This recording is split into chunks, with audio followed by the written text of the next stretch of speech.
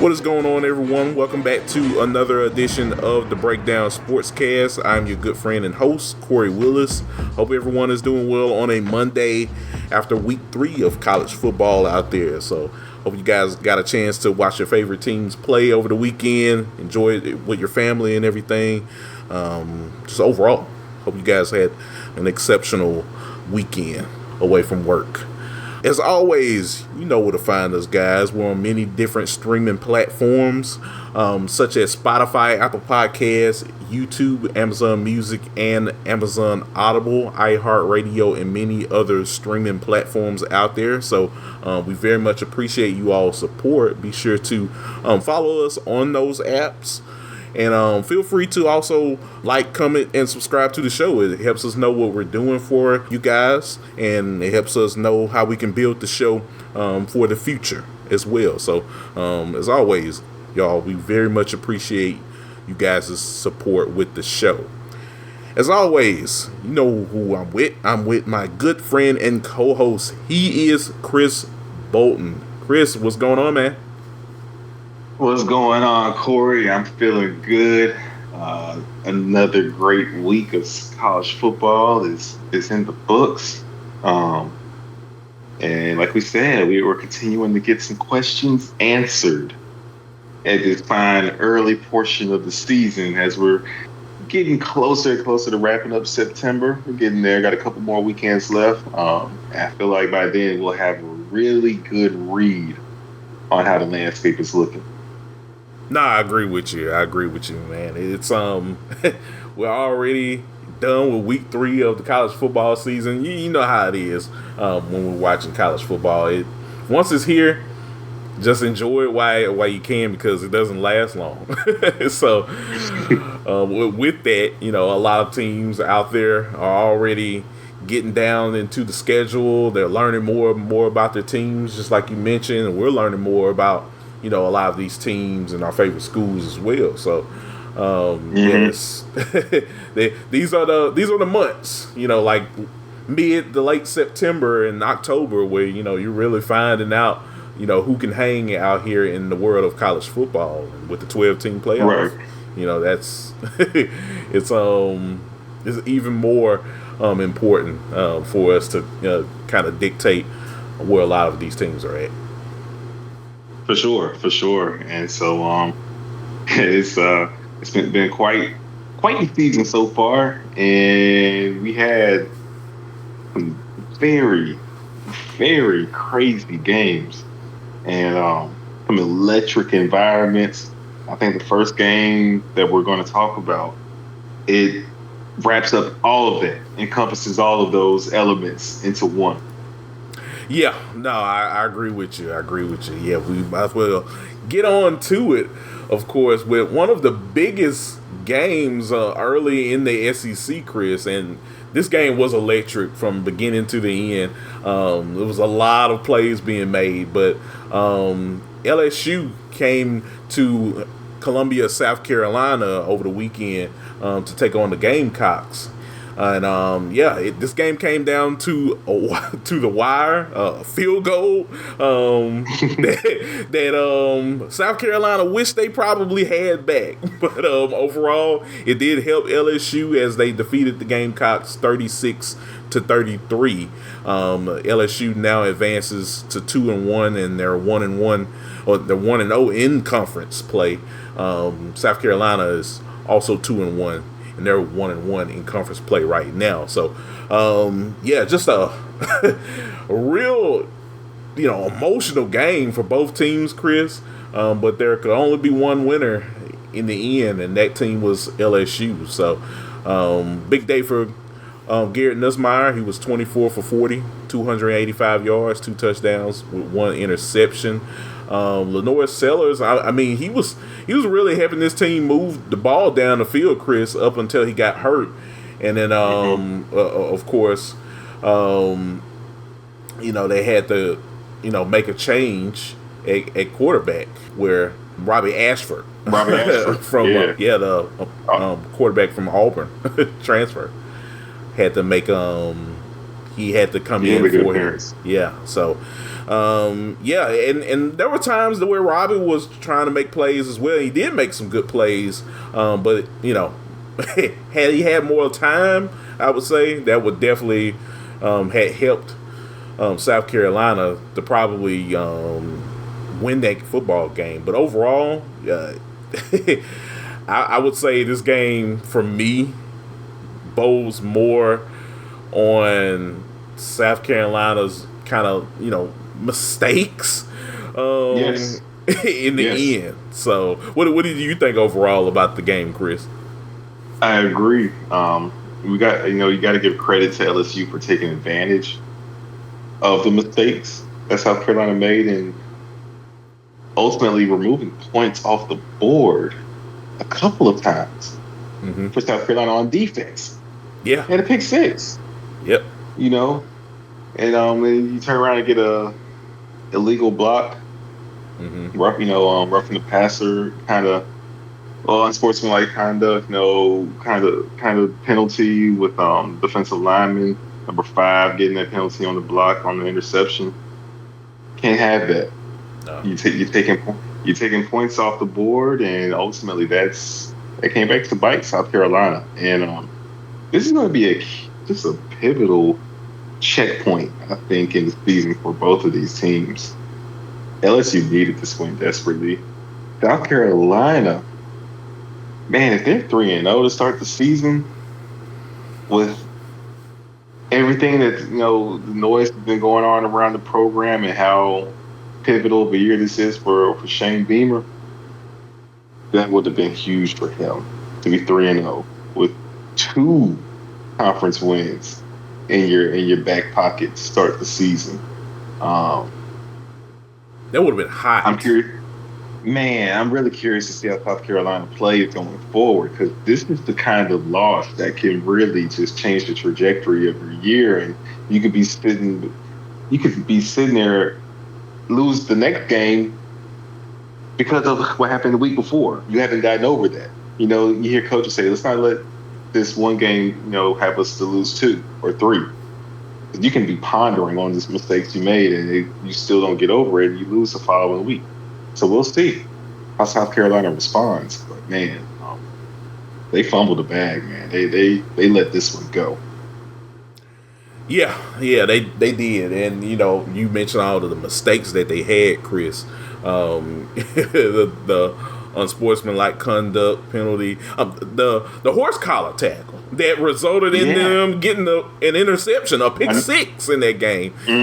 That got called back. It was just like the little things that hindered them in this football game that ultimately resulted in them losing. And man, it's just if you're a South Carolina fan, you're just like, man, even if we did do those things, like had we like not done at least one of the many mistakes that we had did, we probably would have won this game. Yeah, and they had some unfortunate plays too. The offensive pass interference that was not one that took back that 30-yard pass that Robbie Ashford had downfield. One of the few passes he was able to complete, and he made a play. Right, got called back. I mean, man, it's a tough weekend to be a Gamecock fan. It's tough. It's tough, man. When you're that close in beating a ranked team and LSU at that, it's tough out there. So my hearts go out to South Carolina fans out there. I mean, you almost had them. But yeah, just a couple of mistakes. LSU did what they had to do. You escape. You escape South Carolina. William Bryce with a victory. Man, it's a much needed one, because I think this team is learning more and more about themselves. I think the secondary has had its problems, but it's a group with some talent. They're going through some growing pains right now. I think they're trying to figure out a running game. I think they might have a running back now with Durham. He looked really good in this ball game, was breaking off tackles, the young player freshman, but I think he can be the guy to step up for LSU to solidify that running attack. And Nuss continues to make some plays. I think he has it. I think if it's a close game, I think you can rely on Nuss to give you a shot, put you in the best position to win. So we'll see how that pans out going forward. But this was a pivotal, critical victory for this LSU team. Boy, if Brian Kelly was 1-2 going back home, oof. Yeah, they're gonna be having them Florida Gators type talks, the Florida Gators type some press conference, some Sunday morning meetings. There's gonna be some there's gonna be some called into the principal's office for some conversations. Oh man, exactly. Yeah, man. You don't want to have that happen if you're an LSU fan, but you had to win this game first, and I mean that kind of took that dark cloud away for the time being. So yeah. Overall, I mean this is a good win for Brian Kelly's team. I mean, you needed to set the tone in the SEC, just because you're LSU at the end of the day. You always got to be that team out there that's setting the tone each and every season. So it's a big win for them going forward. They need to build off of this, just because, man, you don't you don't get many of these, every so often in the Southeastern Conference, Chris. So. We'll see what happens with LSU. I think they're still not the complete team, but like you said, a lot of these guys are getting a lot of experience. So we'll see what happens going forward for LSU. I agree. We'll see how it plays out. But good win for the Tigers, and yeah, that's exactly what they needed. It's what the doctor ordered. Go on the road. They lead William Bryce with the victory. I agree, man. Well, I mean, it was a great game. Yeah, we'll see what happens with both of these teams going forward. But anything else, Chris, that you want to add before we move on? No, sir. All right. Well, now we will head down to Wisconsin, where Wisconsin had hosted the number 4 Alabama Crimson Tide over the weekend, Chris. This was a game that, after what we saw with Milroe and company, we were asking ourselves a lot, like, hey, is this going to be the norm? Is this going to be the Alabama team that we're going to see trot out the field each and every week, where they're going to, be non-existent for 3.5 quarters and show up for that that last half of the football game? No, that's not what we got. The Crimson Tide defeated Wisconsin 42-10. They controlled this football game all the way through in all different phases. So now Alabama is now 3-0, and Wisconsin is now 2-1. So overall, good win for the Tide. They answered a lot of questions that a lot of people were wondering about. I mean, it's still a long season. We'll see how they still continue to get better week to week. But overall, this was a good win. So what did you think about this game, Chris? Yeah, I think Alabama took advantage, like a good team is supposed to, of Wisconsin lost their starting QB first drive. Van Dyke gets out the game, and it does change the dynamic of things, but it's not going to cover a 30-point differential between the two teams if he's on the field.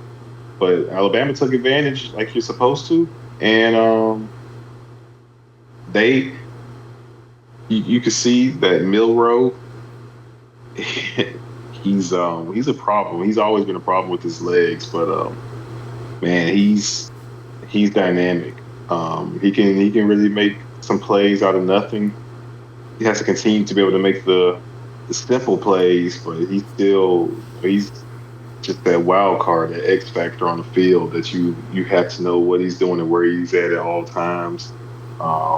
Defensively, you can't lose contain, can't lose a spy, and I think we're continuing to learn just how legit Ryan Williams is. We heard all summer about how this kid's the real deal, 17 years old, enrolled into Alabama early this year. And the fact that Alabama wants you to play football for you at the age of 17 and to forego your senior year of high school should tell you everything you need to know about this young man. But he's putting it on display already to start the season, Kory. So he's ridiculous. He's ridiculous. No, you're right. You're right. I was when I was watching ESPN. I think Matt Berry and them they were in awe at how someone at 17 years old coming into this college setting, Alabama for all intents and purposes, a school like that. He looks like he's been out there for like 2 or 3 seasons now for the Crimson Tide. Yeah, and they're just telling him, look, run 9 routes and get it, man. And he's doing it, man. He's out here looking like a professional, world-class athlete at just 17 years old. So no, it's great to see. It's great to see, and he's only going to get better. Yeah, he's just getting started, and looks like so is this Alabama offense. I feel like they have a ways to go still. Like Milroe still is able to get these rushing touchdowns. I feel like they can continue to clean things up, and there's a really high ceiling possible for this Alabama team. Will they reach it? We'll see. But we haven't seen the best from Alabama yet. Like, far from it. We haven't seen a complete 4 quarters, I think. They played a good game. Mm-hmm. I think there's still another level that they can tap into. That's what's the scary thing about this team. We'll just see if they can tap into it. No, you're right. You're right. You want to see that second gear that they can really tap into this season. So it's I think this was a great starting point that we saw glimpses of that second gear, that second and third gear, where they can really take it to hyperspeed and just go. Team just flying and making plays on both sides of the ball.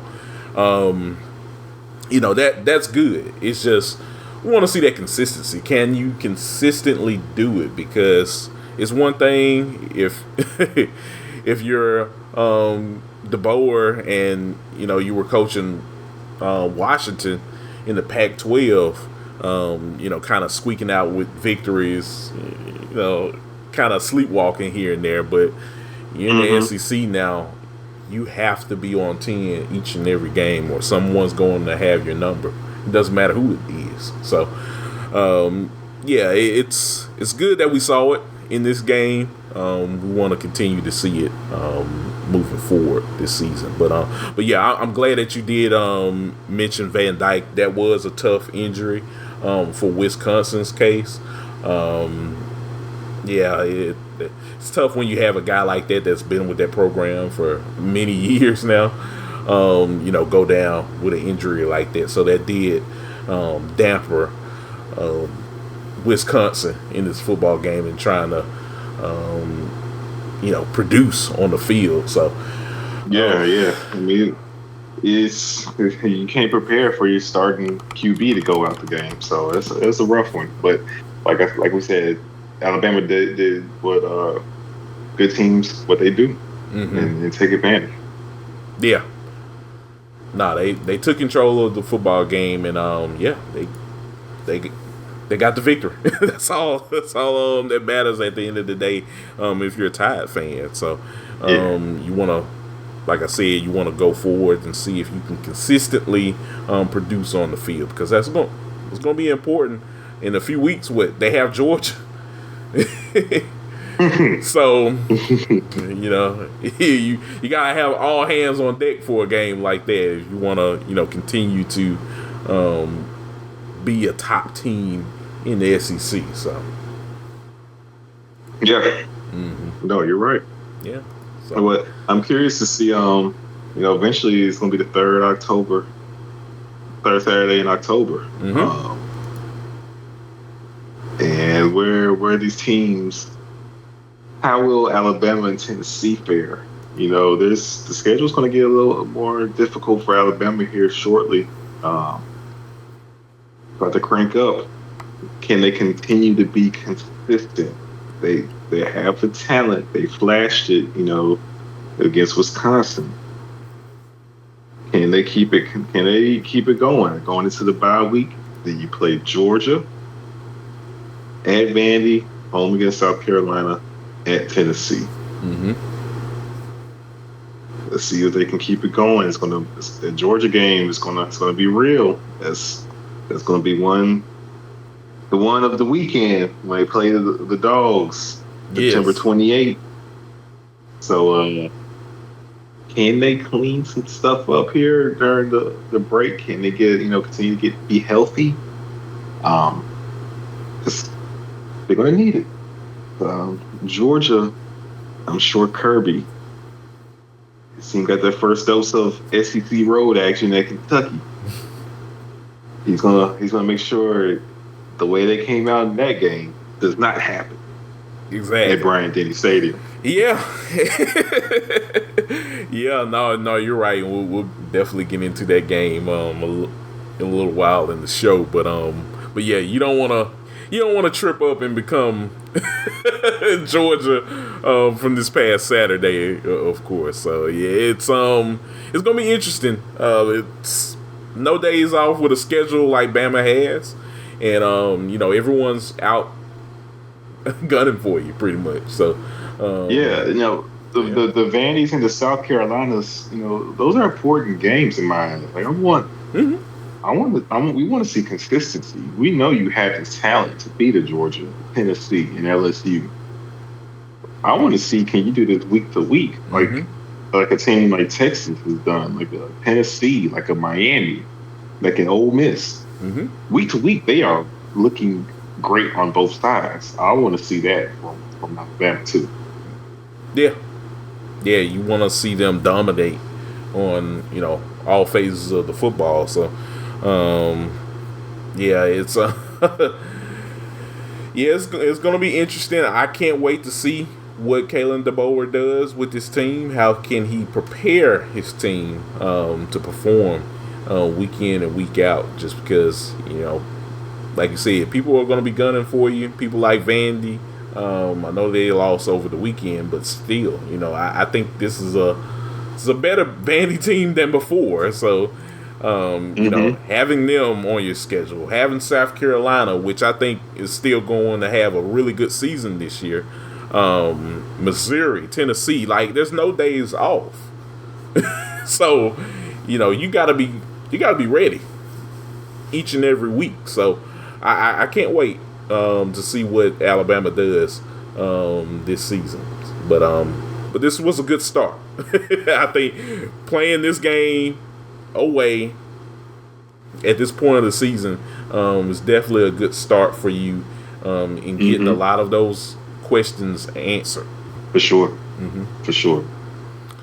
So yeah, man, great win for the Tide. Anything else you want to add to this game, Chris, before we move on?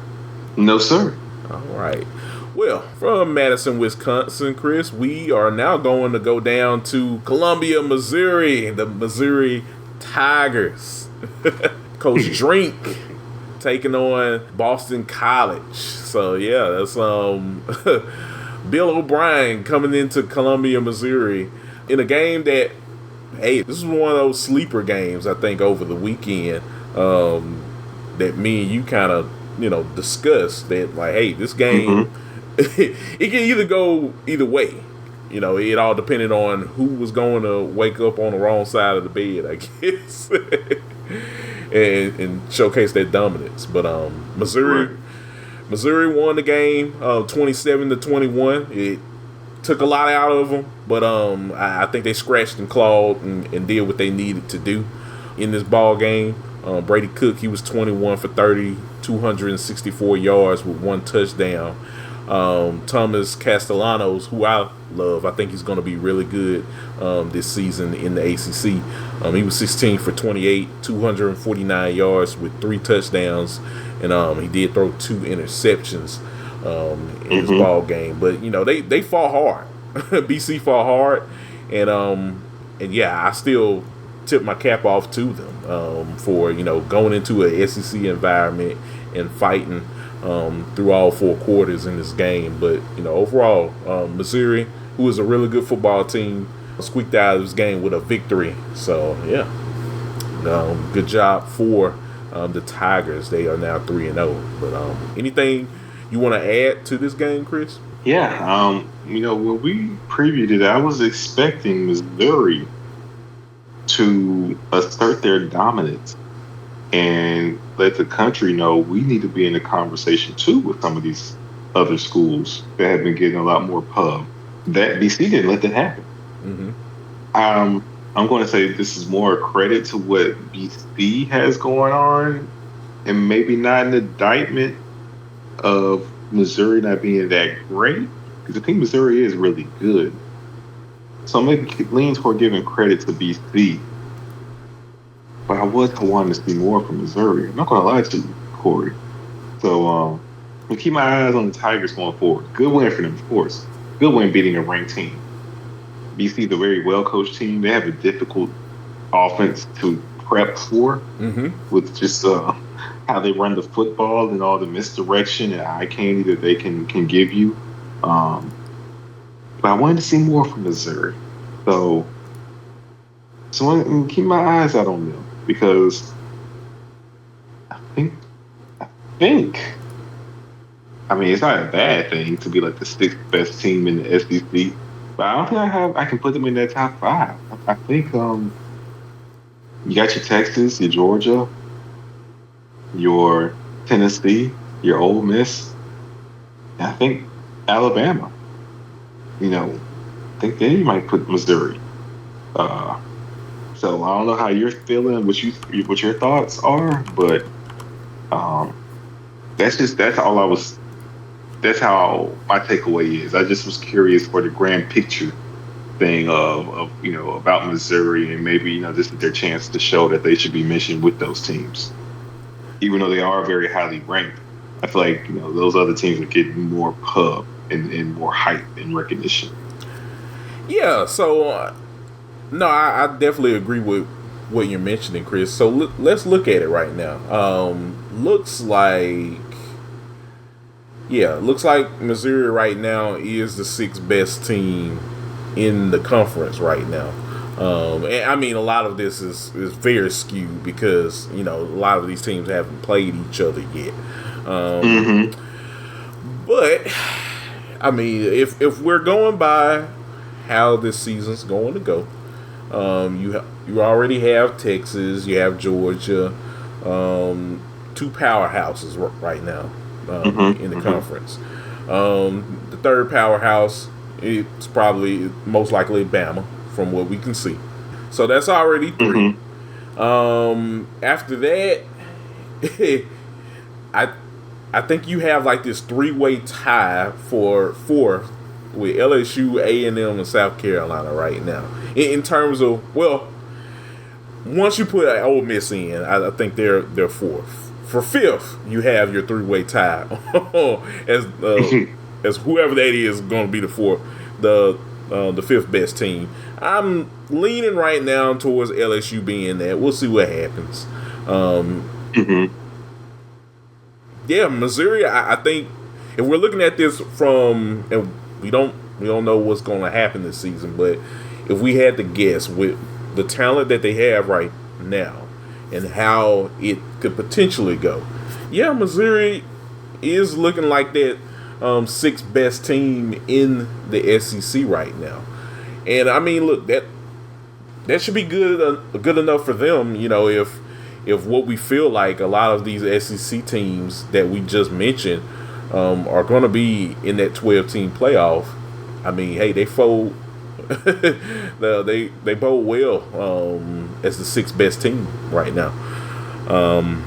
Can they always play better than 6 best Of course they can. I mean, Mm-hmm. any of these teams that aren't Georgia or Texas can play better. But but yeah, I know what you mean after a game like this where Missouri was kind of playing with Boston College. You know, they weren't really, putting them away in the football game.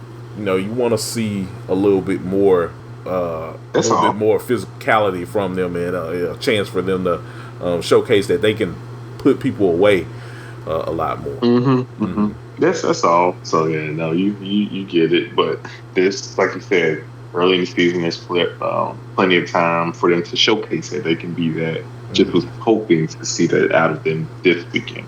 Yeah, no, I agree with you.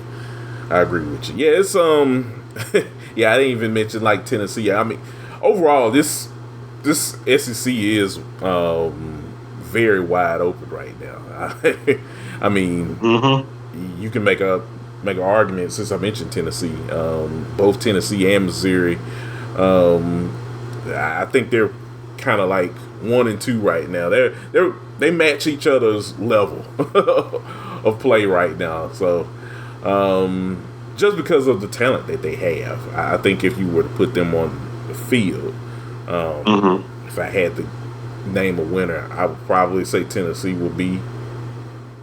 I'm taking Tennessee almost over everybody. Yeah, but That's just me. yeah, no, I get what you mean. But yeah, overall, yeah, it's we just want to see a little bit more from the Tigers right now. I know you want to see that. I want to see that. And I mean, you saw flashes of it. I mean, that's one of the reasons why they did find ways to win. So, they having that veteran leadership on the team. If you're Eli Drinkwitz, you're happy about that. So, overall, we'll see what happens with Missouri going forward, and we'll see what happens with everybody else in the SEC too this season. For sure. So yeah, man. Yeah, but this was a great game though. It definitely did give us those vibes of that sleeper game of the weekend. It did provide that offense and that defense that we love in our college football. So it was a very entertaining game. It was.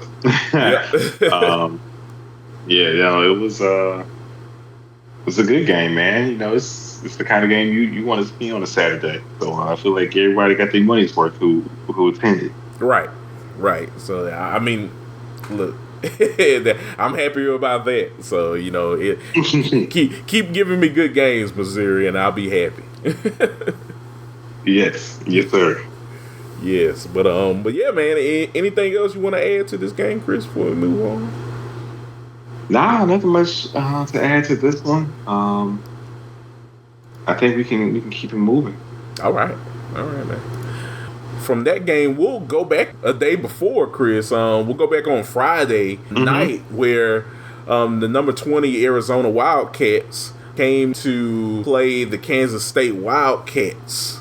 This game we thought was going to be a high scoring affair. I thought we were probably going to have about like 5 or 6 overtimes, and this game had it gotten to the way we would like it to, Chris. But overall, Kansas State came out of the game with the dub, 31-7. They put a whooping up on the Wildcats, and 31 unanswered. Yeah. Arizona scored the first TD of the game. Yeah. And after that, no more. So yeah, I mean, like Avery Johnson, this man was a beast. They could not stop him in this football game. I mean, he was running all through them. He was passing. He had 2 touchdowns in this ball game. Arizona had no answer for him in Manhattan. So yeah, overall now Kansas State is 3-0, 2-0 in conference play, and they're riding high now. I really think this is I think they are the best team in the Big 12. bar none right now, Chris. I mean, what do you think about the game, and what do you think about that so far? Because I don't think no one can stop Kansas State in the Big 12. I agree. Kansas State is a team we've been very high on since the preseason. We expected a lot out of this team, and they put on a performance in this game that we were calling for. We said, all right, K-State, it's time to play like the team we anticipated you guys being coming into the season. When you put a whooping on Arizona, that's what we're looking for. Man, Avery Johnson, he had the game we called for on Friday. We called for him to run the football more. He hadn't been running the ball, and he run it in this game. You guys had over 100 yards rushing. He listened to us. He was like, "Oh, Chris, Kory, you want me to run the ball? Well, I'm gonna run it all through them." Right. He said, "I'm gonna run all around them," and he did just so. So Avery Johnson turned up in this game, and you saw the defense make plays. We also saw the special teams make plays. It's a full team effort. K-State win.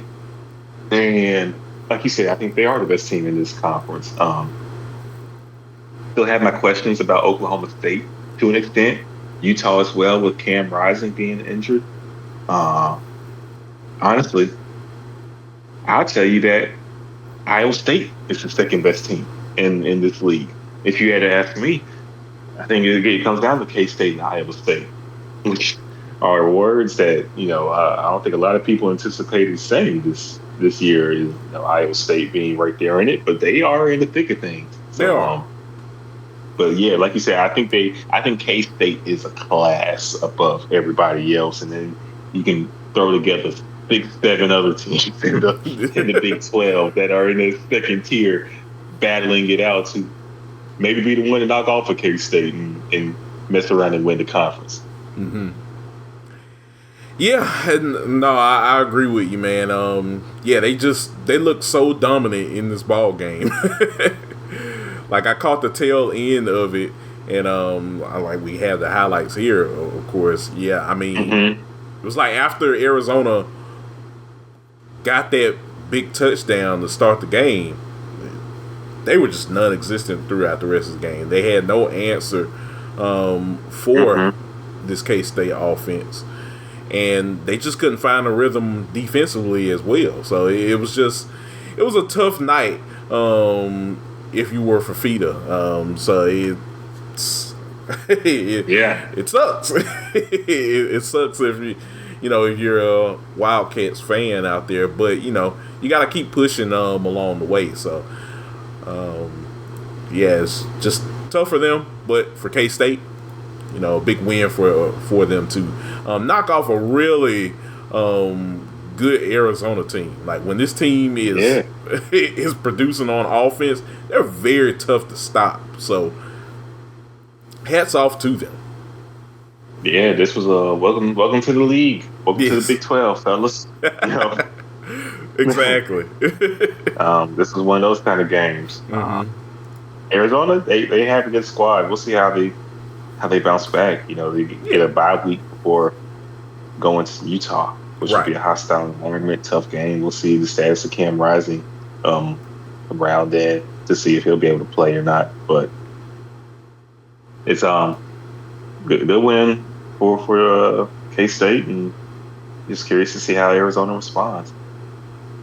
No, you're right. You're right. Yeah, it's still a lot to play on the football field right now. So I mean, you still have a game at Utah. That's going to be an interesting game. You still have to play Colorado. Colorado had a big win over Colorado State, so really can't count out the Buffs yet. Texas Tech found their offense this weekend. I don't know if we can skip by that game either. Tech is an interesting team. Yeah. Maybe some Joey McGuire he figured something out. I mean, he had to, of course, because people were starting to ask a lot about how this team, including me. I was like, hold on, I thought y'all would be better on offense this year. Exactly. You know, it was a lot of us wondering, like, are they regressing? Of course, but no, they figured some things out, and they did, get themselves a victory as well. So, it's going to be interesting to see what happens with Arizona. So we'll definitely see what they can do throughout the rest of the season. But still have a lot left to play for. Oh yeah, definitely. Yes, sir. Well, anything else you want to add to K-State, Arizona, before we move on to the other scores in the league, Chris? No, sir. We can keep it trucking. All right, nice. Well, just a couple of other scores for you guys on today's show. So we had Ole Miss, number 5 Ole Miss, taking on Wake Forest. They stumped Wake Forest 40-6. Jackson Dart, he had 377 yards passing in this ball game. Henry Parrish Jr., he had 148 yards rushing in this game. So it's just a Ole Miss is legit. Yeah. Yeah, they are legit. That's all we got to say. They're legit, man. This ain't the Ole Miss team. When we were kids, Ole Miss would get hyped up, and then they'll have a year where they have a lot of expectations. And they don't live up to those expectations. I don't think this is going to be that kind of year for it. This ain't the Ole Miss that we grew up watching. No. This team is out to get everybody. As long this as is a revenge tour. Right. Like Lane Kiffin is here for blood. Yeah, no. As long as Lane has his guys going at a high level on this team, I mean, they're going to cause fits for a lot of people this season. So it's gotta give credit where credit's due, Chris. As always, I mean, Ole Miss is a really good football team. Yeah, man. Yep. Another matchup, Georgia at Kentucky, a reeling Kentucky team that played a great game. The Bulldogs winning 13-12. What are your thoughts on that one, Kory? Man, this game was very weird from beginning to the end, Chris. The weird clock management in this ball game, where give him 2 seconds, give him 5 seconds, give him 3 seconds. I'm like, okay, is the fix in or not? Because my gosh, they did create some drama there, or Kentucky did, where you thought like, hey, maybe they got one play, they want to go downfield, maybe some magic could happen. Didn't happen. Georgia still won the ball game. Yeah. Mm-hmm. Overall, it's just to get serious. It's one of those weird games where, we talk about Kalen DeBoer, where you have those like weird mental lapse games. This is one of them. This is the Georgia special that you get every season, where they'll play a team that they're supposed to. Yeah, it's just like that. When they went to the road to Missouri, and that was actually probably the closest game they had that season. Yeah. Mm-hmm. Yeah, I think it was 2022. Right. I think it was as well. So, yeah, it's just another one of those games where Georgia has those weird, lapse games where, they're not really trying hard, even though that they could. And, yeah, they still squeaked out with a victory in the end. And we know they're not going to play like that for the rest of the season. Surely they're not. No, that was surely right. It was one of those weird games. Carson Beck had a bad game. I think he would tell you himself he had a bad game. Yeah. He missed a lot of some balls downfield where if he connects, throws an accurate ball, possible touchdown. Mm-hmm. This game might not be that close.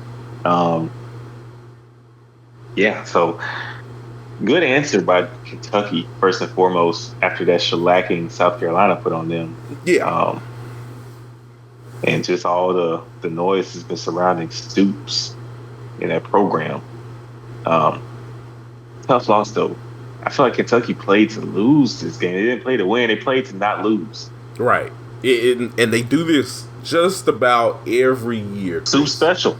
It's the Stoops special. He's not going to play to win. He's Mr. Conservative, Kory. Yeah.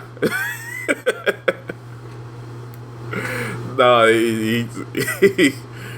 it's every time. Like when it gets down to games like this, he's just throwing everything at the wall. But for the most part, it's very conservative from him. Like last week we saw that, but this week, defensively, he really drew up a really good game plan to slow down Carson Beck this week. Mm-hmm. And I mean, you could tell the people in the building, like they were just dejected. If you are a Kentucky fan and you see this, you can play better. You can play up to their standard. And hey, you put a lot of money into getting a lot of top players. I think Kentucky has consistently for a while now been one of those middle tier teams where they can still get you. Man, you just wish that conservative nature that is Mark Stoops wasn't always there all the time in a lot of these games. But with this one, you did see those flashes. You did. I will tell you, your team, we didn't see any flashes in this one. We saw just a full down throttling. Kent State at Tennessee. Yes. The ball 71, Kent State 0. Yeah, I think I know it's Kent. No, you. I know it's Kent State. I was gonna say I know it's Kent State, Kory, but Tennessee is just doing mean things to these teams on the football field, aren't they? Yeah, they're just having fun. They're just having fun. Like my gosh, when you score like well over 60 points in the first half of a ball game. The first half, brother, they had 37 at the end of the first quarter. 37-0 in 15 minutes of game. Man, this team they are rolling, they are clicking on both sides of the ball.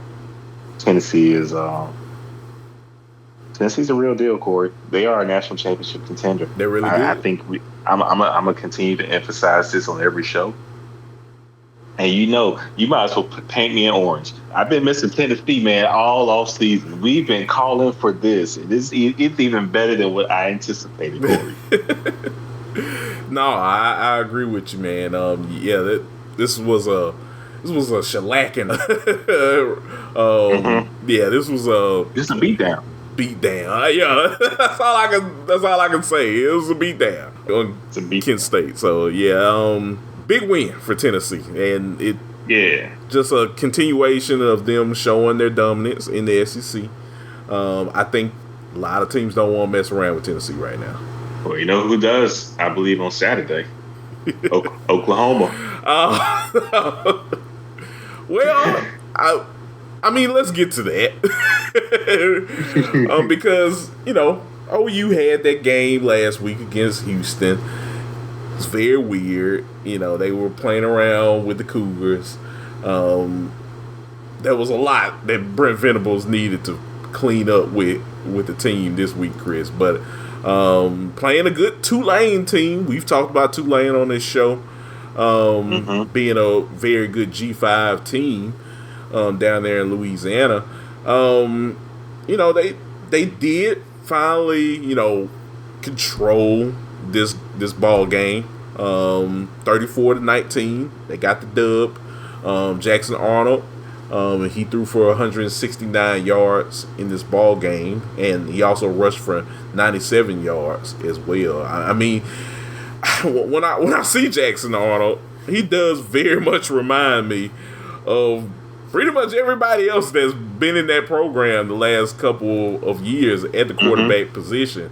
I mean, just Mr. Do-It-All. Dylan Gabriel was that guy. Jalen Hurts was that guy at times. I mean, just Kyler Murray. I mean, you name it. Caleb Williams. I mean, all of these guys that have went into that OU program, man, they've been able to do it all. But I'm more concerned for Arnold because we all know, Chris, that they can't keep playing like that each and every week. There has to be some guys that can step up for once. So I mean, it's good that they are 3-0 right now. But man, you want to see some more from OU. Oh, you need to see some. You need it. You need it now. The more is needed September 21st, 2024, because it's going to get real when them balls come into town. Yeah. And so we'll see how Oklahoma plays, but yeah, you're gonna need to play. You're gonna need your receivers and running backs step up and make some plays. Right. We're gonna need this offense to take another step, another level, because it's necessary to compete with Tennessee's. So I'm sure we'll talk about that matchup more. But yeah, Oklahoma, you gotta figure some things out here the next 6 days. Yeah. No, you're right. You're right. So yeah, man, it's gonna be interesting to see. So.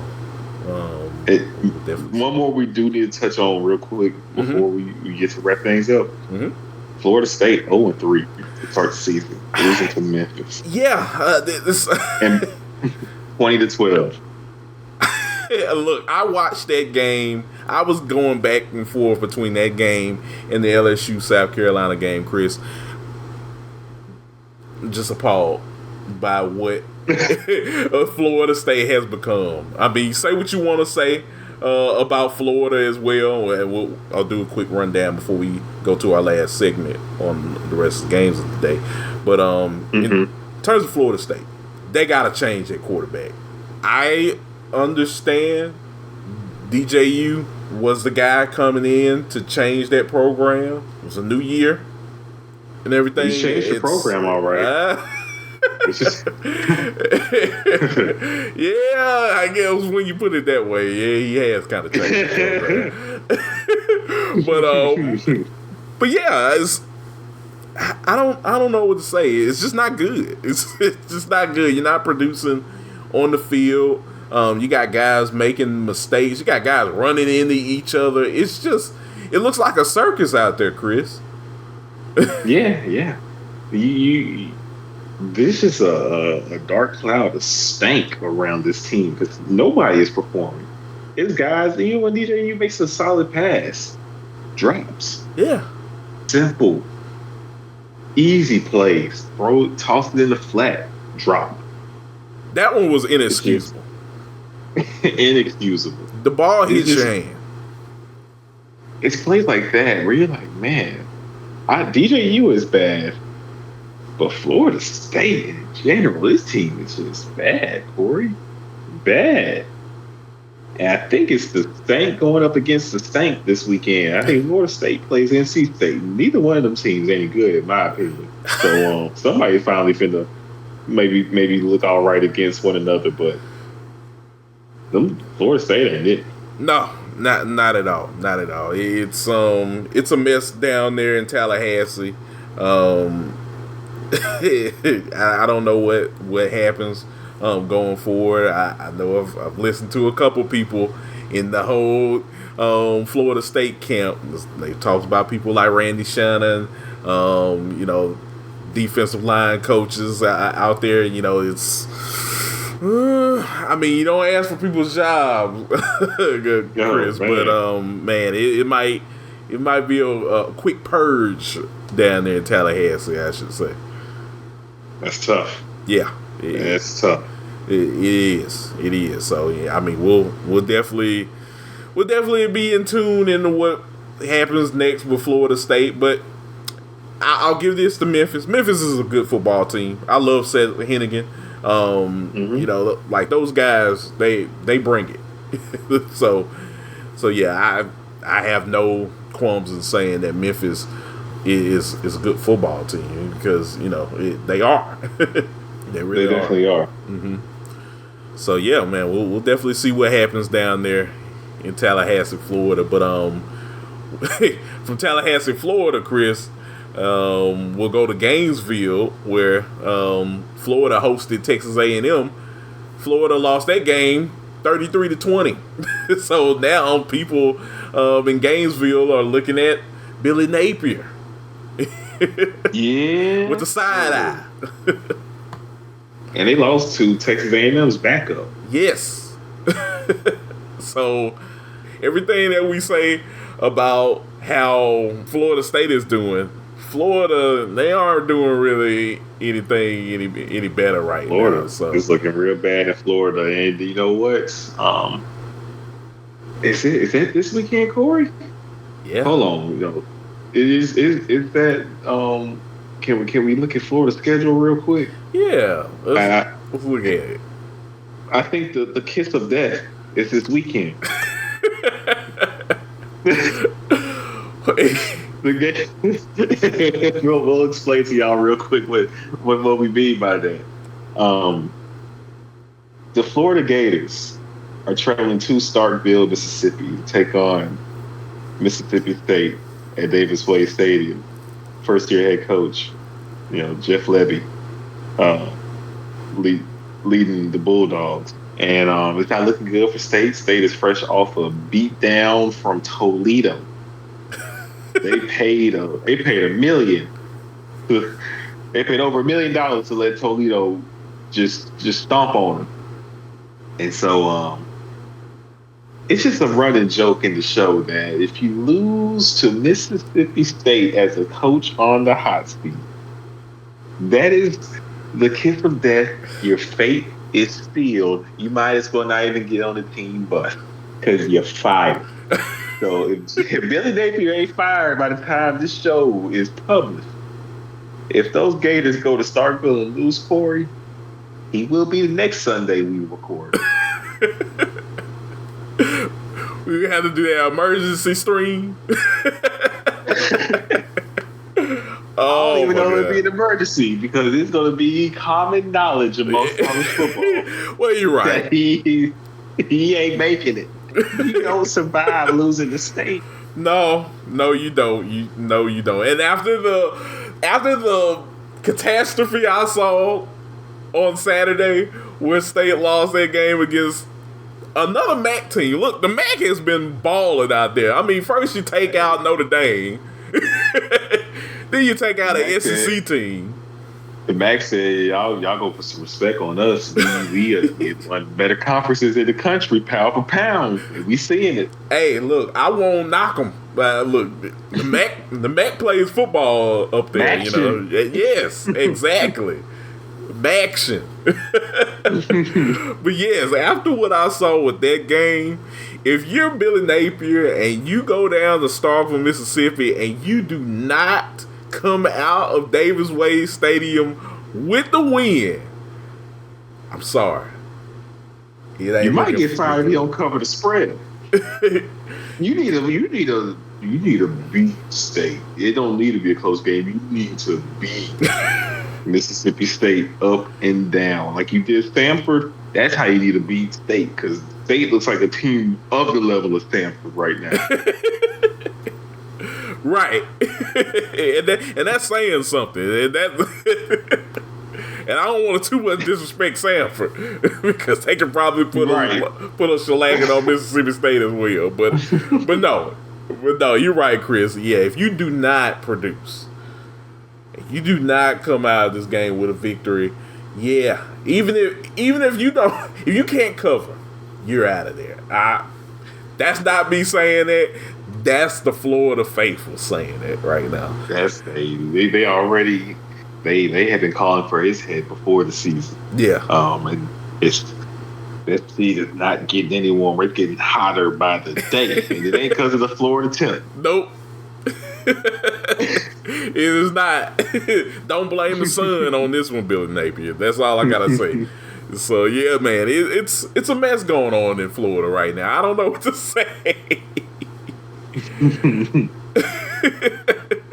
but one thing I can say, Miami, you beat Ball State 62-0. You're still showcasing why you're one of the best teams. You are the best team in the state of Florida. So I'll give you that. Yes, sir. Yeah. Man, oh man. So yeah, oh boy. I won't knock Miami, because there's no reason to knock Miami. They're doing what they need to do. So We love Miami. Gotta tip my cap off. You make the pod happy. Yes. Yeah, so you make the pod happy, Miami. We try to spread the word. We try to spread the gospel before the season. We tried. We tried, man. But yeah, man. Yeah, it was a good week, I'd say, in week 3. Of course, I mean, you had Texas. They took care of UTSA 56-7. Real quick with that. Of course, we all know Quinn got hurt, and out comes the prodigy, the young prodigy, Arch Manning. He comes in, makes the save. Hey, man, this was an interesting game to watch, Kory, because boy, Arch said, "Hey, I've been waiting for this moment. Look, he already got a name for himself, but he said, I'm about to make a name for myself." He came in that thing like Gambit, boy. Woo! I'm about to make a name for myself. First pass touchdown, and then the next drive we taking ankles and go 65 yards touchdown run, running like your daddy, running like Cooper used to run. And he sure wasn't running like Peyton Eli. That was some different man in blood right there. So yeah, no, Arch did his thing, and it's going to be very interesting to see how he continues to play, because I'm just saying, me personally, I think he raises the feeling of his team. I don't know if he's as good as Quinn is at this moment. I won't say that. Quinn is a very good quarterback, a very good leader, has full control of this offense. Yeah. And it started coming to his own in his own right. Maybe take his play up another notch based off how we saw him against the Michigan defense a couple weeks ago. But Arch looks to be special. Yeah. And so on. And we're going to learn I think here real soon, just how good he already is, and maybe how good he can continue to be. But he has the fan base, I'm sure, all smiling. Like, we are covered on all fronts, whether it's Quinn in the game or Arch in the game. Longhorn faithful should be feeling great. Yeah, no, I agree with you. It was a great performance by Arch. I think last time we got word about Quinn Ewers, I think he's not seriously injured, I don't think. So we'll see him eventually soon. But it's a good thing that he isn't seriously injured, because he is a big part of what makes this team really good this season. So we'll definitely see where that goes, but good first showing, like a nice first showing, nice portion of Arch Manning. Yeah, and I'm gonna just go ahead and say it, Kory, since we're talking about Arch. Yeah, he's my chief. Nice. he's my chief for the week. To come in the game. Granted, I know it's UTSA. I understand that. But to have your number called, it wasn't like he was practicing with the ones. He's not the number one. This is Quinn. So to come in the game, put on the performance that you did, 4 touchdown passes, 9 for 12, 223 yards. Also, 3 carries, 53 yards along 67. He was ready for the moment, and all the hype that we've been hearing about him, I feel like he showed flashes of why he's been so hyped, and had a great game by when you look at the circumstances. No, you're right. you're right. Yeah, he had a great performance in the ball game. So yeah, it's gonna be interesting to see what happens going forward with the Ewers injury. But if you're Sark, Chris, you're very pleased by seeing. Boy, Sark ain't a man in Texas sleeping better than Sark. Oh man! Look, you want to know what the funny thing is before we close out the show with my chief of the week and everything, Chris? Man, like over the off season, the word around town was that Sark and his wife, his beautiful lady, by the way, had got a divorce and everything and stuff. Come to find out, that wasn't true. She's still on the sidelines. She got my man dressed up properly, bow tie and all. So after seeing a performance like that, where you got the young prodigy Arch Manning balling the way that he did, Chris, and you still got your lady, man, he probably he got the cigar right after the game. He just like, man, we good. We taking control. Like, oh, he in the bathtub. He in the bathtub like Rev Run. with Run's houses. He's sitting in the tub with a bubble bath, chilling. He got the wine glass. Wine. Yeah, you already know exactly. Living good. So no, he's feeling great. Got his beautiful black queen. Man, he eating good. He probably pulling up to the game with his Dirk Nowitzki plates with the foil around it. Got him a nice little pregame meal too. Exactly. Oh man, yeah, he can't be stopped right now. Like, life good. Nah, he can't be stopped. Sark, he him. He is him. He is him.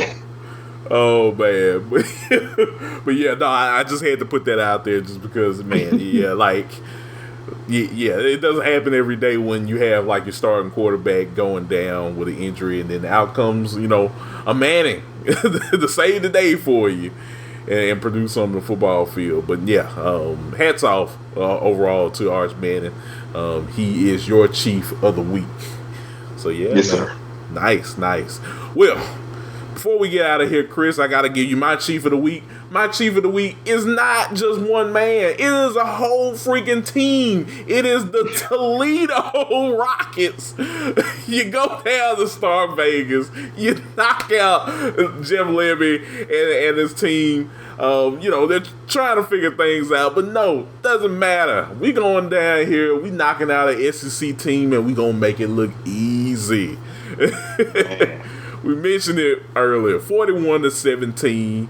My man Gleason out here, Tucker Gleason, Chris. I mean, he was going out there on the field. He was making them boys just terrified of this Rockets offense. 3 touchdowns. He was cooking. Yeah. He had 3 touchdowns on him. One went to Willie Shaw the third. But man, just offensively, defensively, they were taking Mississippi State through the woodshed. I know this sounds bad as a Mississippi State alum that I'm dogging out my team, but hey, look. Nah, somebody if anybody's entitled to keep it real about state, it's us. Exactly. Look, I'm gonna keep it real. When you go into an SEC environment, Chris, and you take out an SEC team on their field all 4 quarters, I mean, I gotta give you props. After that first half, you wouldn't hear another cowbell ring. No, it was rough. Ran them out of the stadium. Won in the second quarter and went to halftime up 28-3. Oh, we knew the game was over. Exactly. Exactly. So yeah, look, I'm tipping my cap off to the Rockets. Great game, and shout out to the Mac. Like we said it earlier, the Mac, they Maction. Those guys, they know how to play football up north, Chris. So Yes, they do. I gotta give them props. But yeah. Toledo Rockets. They are my Chiefs of the week, I should say. So, but yeah, man. All right. Yeah, man. Great week 3 overall, Chris. We're learning so much about a lot of these teams, and we're just gonna keep it rolling throughout the season. Yes, we are. Yes, we are. It's everything continues to unfold. We're learning more and more, and we're going to soon have some games take place to help us separate the contenders from the pretenders from the underrated. Still some teams out there that's a little underrated, like a Louisville. I've been dressed in orange all off season, whether it's Tennessee orange or Miami orange. Yeah. We know how you love your Louisville red, your Cardinal red, Kory. Yeah. They're still a team that's being pretty slept on. I feel like, and you are all about the red because you like your Nebraska red too. Look, man, Nebraska's another team. Hey, look, Dylan Raiola out there. Look, baby Mahomes, man, he strikes again. Look, this Friday, he got a date with Illinois. We'll see what that's like. 2 ranked teams on a Friday. It should be an interesting ball game. So Yeah. Another Another definitely treat. gonna be tuned in. We had Arizona K-State. Now we get Illinois, Nebraska. Yeah. So that's it's gonna be an interesting slate for week 4. I mean it's crazy. We're already talking about week 4, but it's gonna be a lot of great games. Michigan, USC, 2 ranked teams. So that's gonna be interesting. 2 ranked teams. Yes. yes, indeed, my friend. But yeah, no, I can't wait. Yeah, I mean, it's gonna be an interesting week. Of course, Oklahoma State, Utah. So yeah, I can't wait. Can't wait to watch a lot of these games. Tennessee, Oklahoma, like we mentioned earlier. So I'm ready, man. It should be a great week 4 in college football. It should be.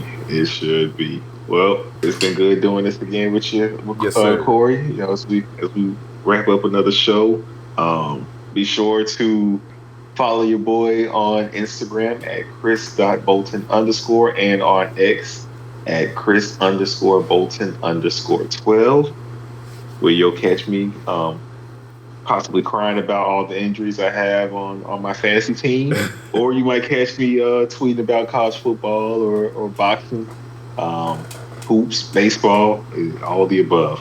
It's some of everything. Nice. Yeah. So be sure to follow Chris on social media. He's always there to talk sports with you guys. As for me, you can follow me on X at Listen to KSW, all one handle. I'm on there talking college football, professional wrestling, baseball. The NBA should be starting up pretty soon, Chris. So it's this time of the year is very stacked with sports, just sport news. So I love this part of the year. When we're heading into the fall and the winter season. So be sure to follow me on there.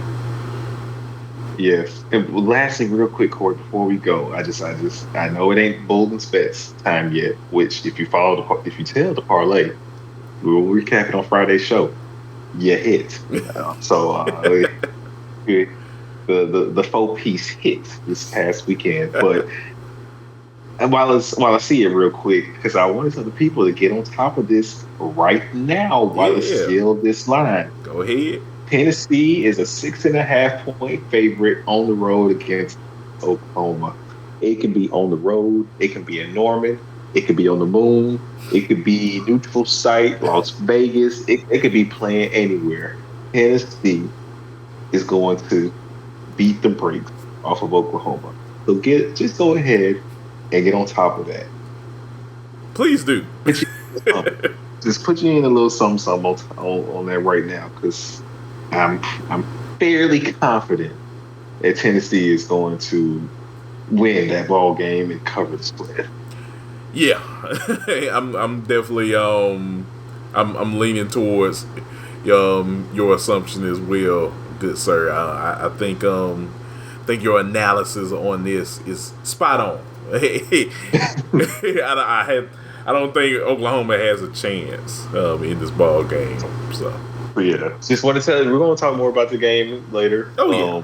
In our next episode, but just want to tell y'all, go ahead and just get on top of that. As the number currently sits at 6.5 while you can. Right. Because it might get betted up to -9 by Friday. I can see that happening, Kory. Mm-hmm. Oh yeah. As always, as Vegas kind of looks at how the week goes by and gets news on certain players maybe being out and everything. You kind of getting that analysis towards both teams. Things change. And might as well strike while the iron's hot right now. Definitely. So go ahead and do that. Yes, sir. So yeah, definitely be on the lookout for Chris's bets each and every week here on the Breakdown Sportscast. But yeah, that's it for us, y'all. As always, we appreciate you guys listening in on the show, and we'll be back next Friday with our predictions show and another episode of Bolton's Bets, where Chris gives down his favorites for the week. So yeah, be sure to tune in to that, y'all. But until next time, I'm Kory Willis. He's Chris Bolton. You're listening to the Breakdown Sportscast. Peace.